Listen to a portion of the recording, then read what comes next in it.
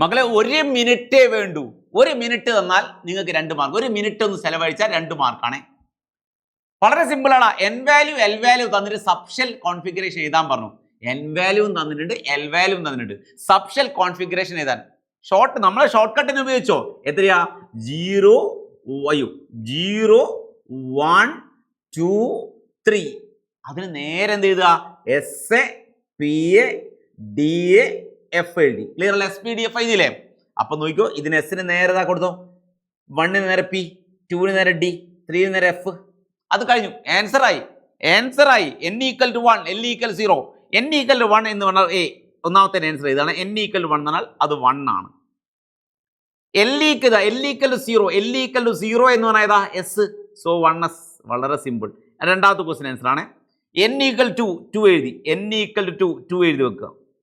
l equal to 1, 1 വന്നാൽ p. So 2p.